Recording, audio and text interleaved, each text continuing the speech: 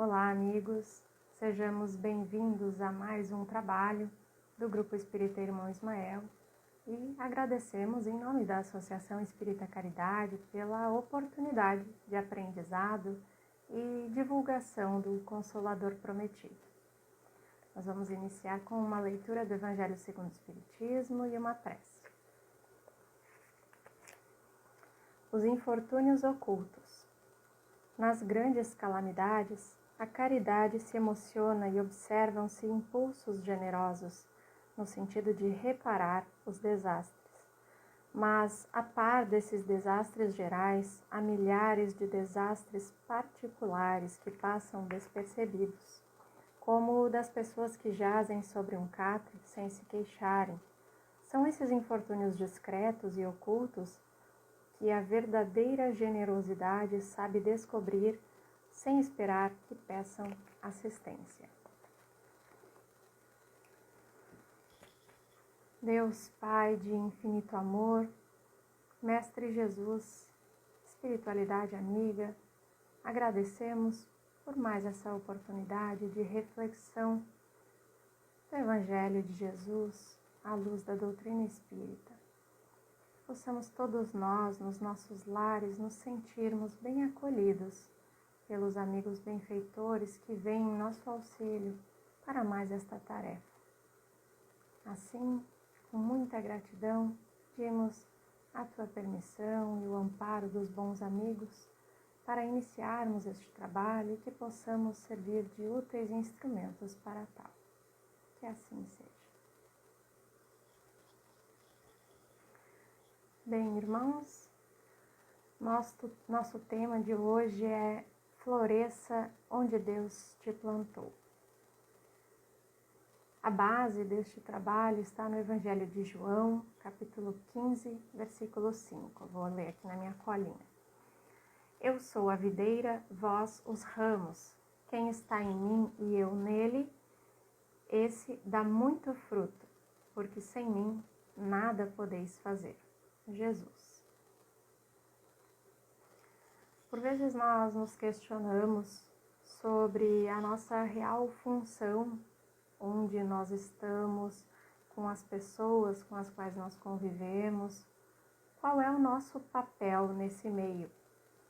E embora todos nós tenhamos, quando nos propomos a uma reflexão, tenhamos alguma ideia de o que possivelmente aconteceu, em que área eu falhei, porque nós nos conhecemos, pelo menos boa parte de nós tenta esse autoconhecimento e consegue compreender as suas próprias dificuldades e ver que ainda tem muito o que se ajustar diante de si mesmo, diante das leis divinas nesta encarnação.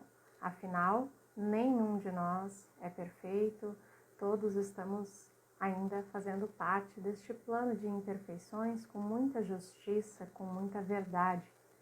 E quando nós procuramos buscar, entender a nossa posição, a nossa situação nesse ambiente, seja ele qual for, temos que levar em consideração esse processo de autoconhecimento sem culpas, sem exagero e sem corpo mole, sem desistir de tentar porque falhamos muitas vezes, e isso é muito natural. Passamos por diversos momentos da existência em que nos questionamos sobre o nosso papel e se estamos realmente no caminho certo, porque às vezes nós nos irritamos, às vezes nós, enfim, não gostamos de determinada coisa, ficamos desgostosos, e isso em todos os setores da vida, em todos os ambientes. Nós nos cobramos demais eventualmente, e isso é muito natural em quem está tentando se tornar um pouquinho melhor, essa autocobrança, mas ela não pode ser uma constante, visto que nos impede o crescimento quando nós nos cobramos exageradamente. E nós podemos pontuar alguns setores, vamos chamar nesse primeiro momento de setores da vida, em que nós precisamos aprender a florescer. Por exemplo, na família. através da convivência, como diz Divaldo Franco, na constelação familiar, na família nós temos que exercitar a arte da convivência.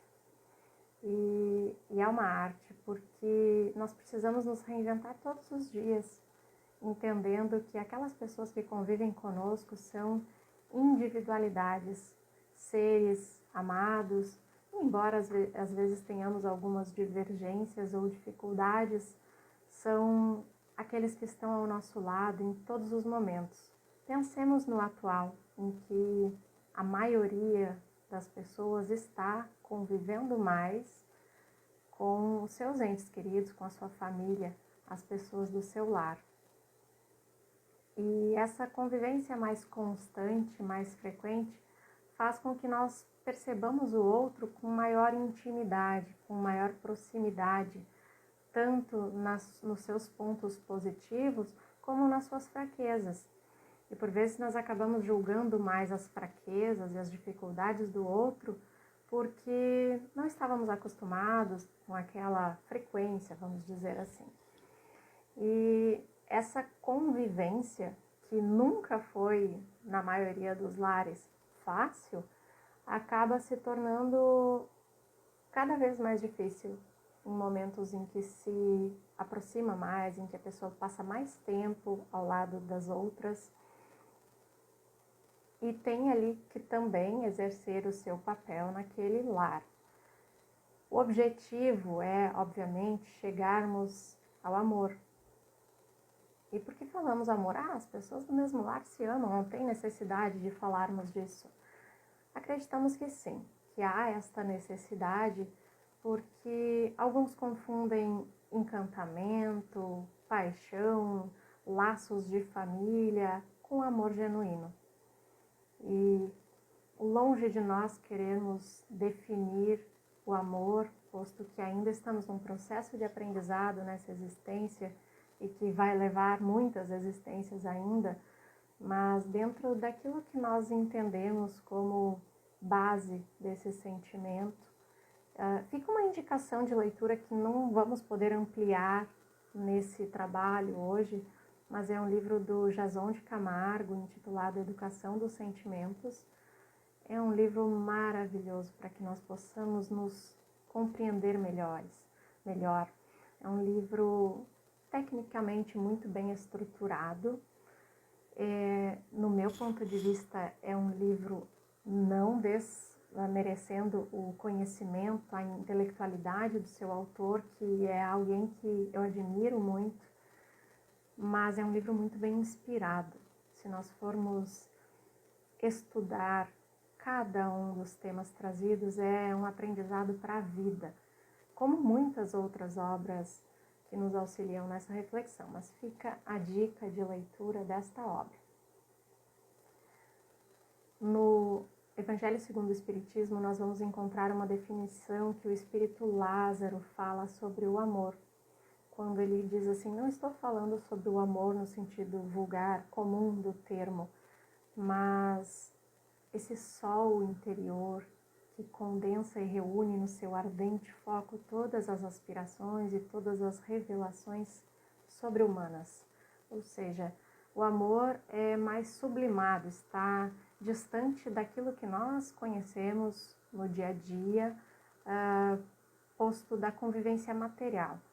É o sentimento, o ponto delicado do sentimento, como diz Lázaro, é o amor. E às vezes nós confundimos aqueles outros sentimentos que nós falamos e emoções com o amor genuíno. E muitas vezes até nós nos cobramos exageradamente, nos colocamos numa posição de inferioridade e não pensamos assim: se fosse o outro, aquela pessoa que eu acredito que amo, se fosse ele, eu cobraria da mesma forma? E normalmente a resposta é essa: não me cobraria da mesma forma, porque quero o melhor para ele e entendo as suas limitações. Mas o contrário também acontece. Por vezes nós enxergamos menos as nossas dificuldades e acabamos vendo mais no outro seus pontos fracos, as suas dificuldades, e queremos que o outro mude da noite para o dia, e mude não exatamente para o seu bem, mas para agradar as nossas vontades, para que aquilo seja mais fácil para nós, aquela convivência que, como dissemos no livro Constelação Familiar, vem sendo abordada como uma arte, porque é necessário muita criatividade dia a dia para que a convivência se torne mais afetiva, mais respeitosa e amorosa. O objetivo da convivência em família é realmente que nós possamos nos aproximar o máximo possível desse sentimento de amor, de nutrir esses bons sentimentos em relação àqueles que convivem conosco e observar a nós mesmos. É um momento de observação. Também onde nós, outro ambiente desses que nós citamos, em que há uma certa necessidade de florescer, onde Deus nos plantou, é na escola. Sejamos nós professores ou alunos, aprendizes todos, nós estamos passando por um momento em que há uma necessidade de adaptação a novos formatos de estudo e novos formatos de amizade. Porque sem esse contato presencial, muitas vezes, nós acabamos nos afastando de fato daquelas pessoas com quem nós convivíamos e considerávamos verdadeiros amigos, independente da faixa etária em que nós nos encontremos. Claro que cada um, em determinado momento da existência material, cronológica, nós vamos entender de uma forma diferente, vamos vivenciar e expressar esse sentimento de forma diferente. Mas quando nós passamos a observar com mais detalhes como são as nossas relações à distância e como são as nossas relações presenciais, nós conseguimos melhor identificar o nosso próprio comportamento, a nossa própria conduta nesse ambiente. E estamos falando de todos os aprendizes, não somente de professores, como de alunos. Qual é a nossa conduta enquanto alunos numa aula virtual, por exemplo? Nós nos colocamos no lugar daquele professor que está deixando, por vezes, os filhos em outro ambiente. Não sou professora, mas nesse momento, para fazer essa exposição, o meu marido está com os filhos, cuidando deles. São diversas adaptações que nós fazemos para que os trabalhos possam ser realizados. No ambiente escolar, foi o primeiro boom dessa adaptação e estamos falando de atualidade, mas entendemos que essa nova perspectiva de observação dos sentimentos vai se estender por muito tempo ainda e nós vamos ainda ter que aprender muito sobre isso. E falo por mim, não estou dizendo que os demais devam aprender, estou falando por mim, pela minha própria observação da nossa capacidade de aprendizado e de tudo aquilo que nós fugíamos, por exemplo, de um trabalho com tecnologia, que legitimamente não é meu forte, mas vemos uma necessidade e isso veio para ficar. Não tem uma alternativa que nos distancie da tecnologia no atual momento e que nós vemos a possibilidade e a positividade disso, de ser tão útil, tão proveitoso e que nos auxilie muito. Qual tem sido a nossa conduta enquanto estudantes quando um professor, numa aula virtual, nos pede para participar? Como está sendo a nossa participação? Quando nos passa algum tipo de avaliação, de trabalho para ser feito, como que nós estamos considerando isso? E no caso dos docentes, dos professores, como está sendo a convivência e a convivência à distância, obviamente, as reuniões entre os professores e como os professores estão considerando aquele aluno que por vezes está sem um convívio social tão importante, dependendo da faixa etária, e sem um convívio com seus amigos, com seus colegas, e aquele ambiente que nos ajuda a construir o nosso eu, enquanto uma convivência social. Como está sendo isso? Nós estamos conseguindo produzir bons frutos? Nós estamos conseguindo dar o nosso melhor em todos os aspectos, sempre que somos chamados a tal? Essa é a nossa reflexão. E aqui ninguém está como dono da verdade, aquele que vai apontar erros ou acertos, apenas mostrar caminhos com esta reflexão cristã sobre o nosso comportamento diante da vida. Porque os ambientes que nós frequentamos ou frequentávamos, e agora ambientes virtuais que nós frequentamos, dizem muito de quem nós somos, a forma como nós nos portamos em cada um deles. No trabalho, os ambientes de trabalho mudaram bastante também. Boa parte dos profissionais estão trabalhando de casa. Quem já trabalhava de casa não sentiu muito esse impacto, obviamente, mas a maioria teve que se reinventar, teve que aprender a lidar com essa distância, com as dificuldades de ordem financeira também, que em muitos casos surgiram. É um aprendizado constante.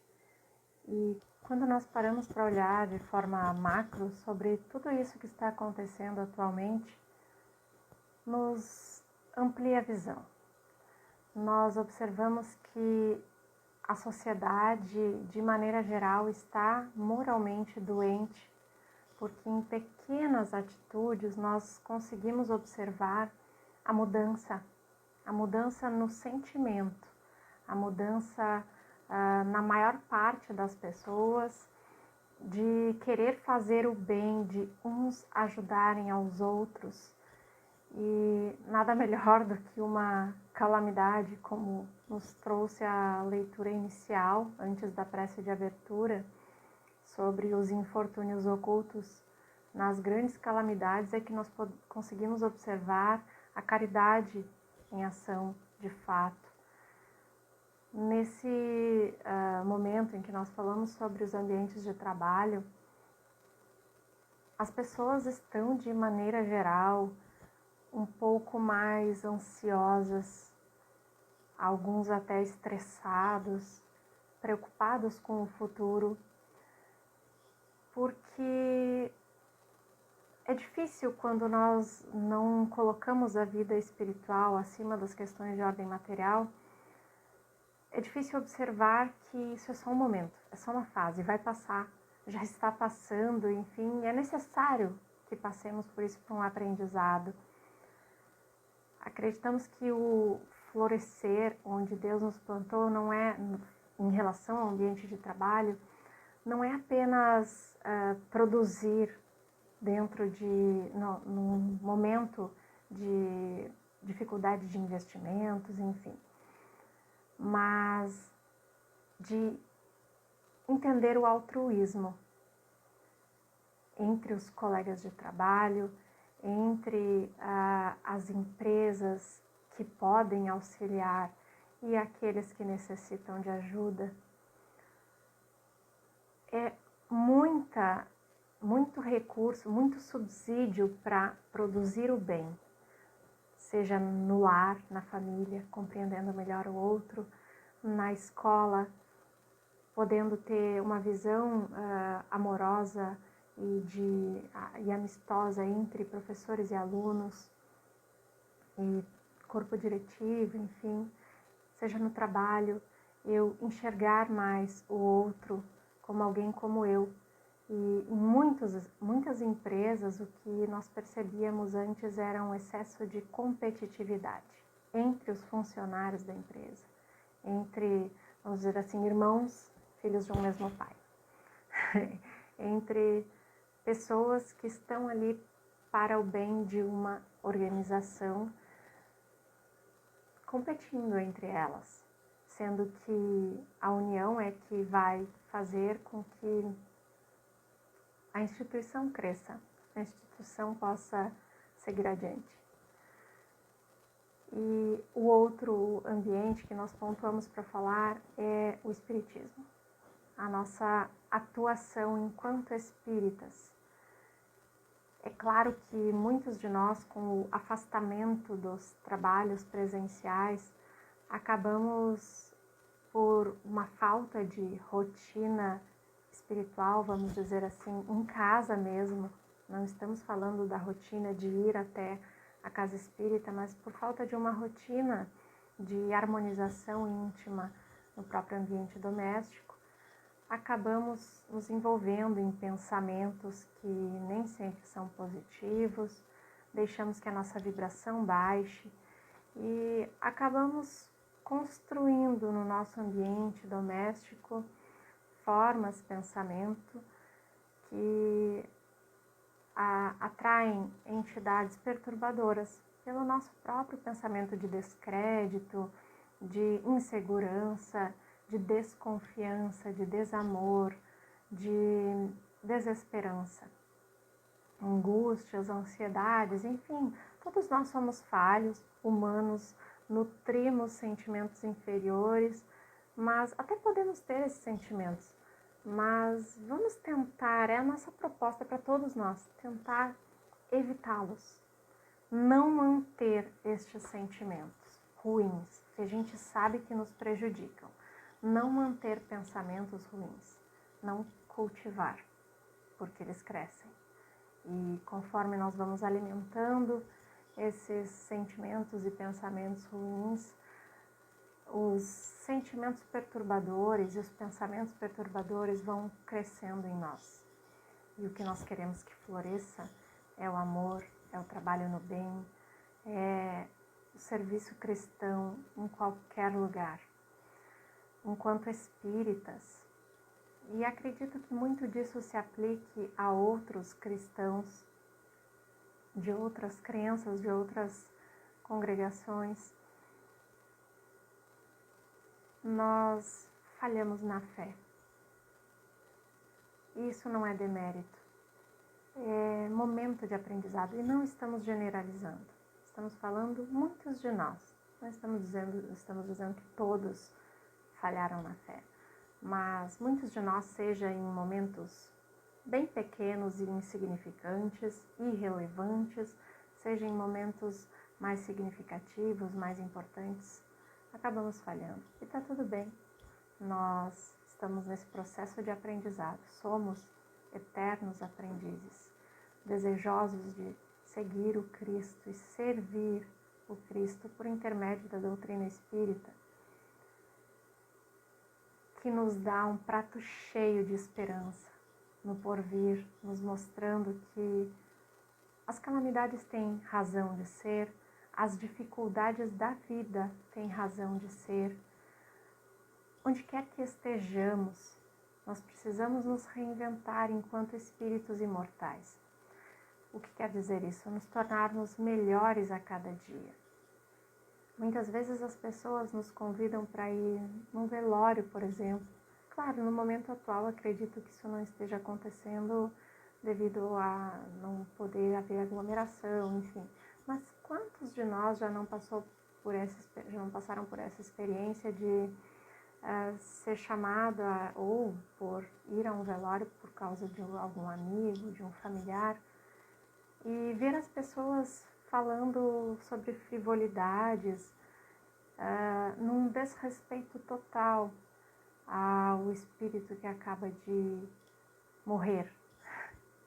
Embora o espírito não morra, né? Mas o espírito que acaba de desligar-se do corpo físico e que por vezes em alguns casos nem desencarnou ainda, nem foi feito esse desligamento. Quando na realidade deveríamos estar em prece por aquele espírito, para que os bons amigos possam acolhê-lo, encaminhando-o a um local de auxílio adequado às suas necessidades. O mesmo ocorre também em ambientes mais densos, como, vibratoriamente falando, como hospitais, clínicas, enfim, em que a atmosfera, a psicosfera geral é de preocupações, aquela psicosfera de doença, de tristeza, de abandono em alguns casos. E nosso papel seria este, o de entrar em prece ou apenas vibrar positivamente em prol de todos aqueles doentes. As nossas preces e irradiações não precisam ser feitas somente no lar espírita. Ao contrário dos trabalhos mediúnicos em que somos orientados a praticá-los numa casa espírita com uma segurança doutrinária, com uma firmeza de base nas 5 obras espíritas, o Livro dos Espíritos, o Livro dos Médiuns, o Evangelho segundo o Espiritismo, o Céu e o Inferno e a Gênese, que nos orientam a base espírita para a realização desse tipo de trabalho. Ao contrário de um trabalho mediúnico, o trabalho de preces e irradiações nós podemos e devemos fazer em casa. Seja a nossa prece diária, por exemplo, levantamos de manhã cedo, vamos abrir o Evangelho ou outro livro de harmonização que seja da nossa preferência, e vamos irradiar bons pensamentos, emanar bons sentimentos a todos aqueles que sofrem nos 2 planos, encarnados e desencarnados. Que os nossos melhores sentimentos, chegando a Deus, retornem em forma de bênçãos a todos aqueles que sofrem. E no atual momento, como não poderia ser diferente, aos nossos líderes, governantes das nações, aos profissionais da área da saúde, todos eles, desde quem faz a cirurgia, aquele que faz a limpeza do hospital tão necessária, que todos estão se colocando em risco por nós, por todos nós. Claro que muito bem amparados pela espiritualidade, quando a sua proposta íntima é a de fazer o bem e de dar o seu melhor. E nada mais justo do que nós auxiliarmos nesse momento com as nossas preces, com os nossos melhores sentimentos, emanando àqueles que nós não podemos ter contato, que nós nem conhecemos, e, se possível, se nós não tivermos vergonha, porque muitas pessoas têm e acham que vão ser taxadas de carolas, de fanáticas, vamos convidar aquelas pessoas que nós conhecemos. Olha, fulano, tal dia e tal hora eu vou fazer preces e irradiações aqui em casa, você pode fazer na sua? Vamos criar uma grande corrente de bem e aprender nos pequenos detalhes da vida, nas menores oportunidades que surgem, florescer onde quer que Deus nos plante. Onde Deus nos coloca, nós podemos criar raízes sólidas, no sentido de estarmos firmes, cônscios de que aquilo é o melhor a ser feito, mas não sólidas que nos deixem plantados ali, fixados, sem crescer, sem espalhar o amor. Como disse Jesus, eu sou a videira, vós os ramos. Vamos florescer onde Deus nos plantou, seguindo os ensinamentos desse jardineiro maravilhoso que é Jesus. Muito obrigada a todos os irmãos e que todos nós possamos estar na paz do Divino Mestre.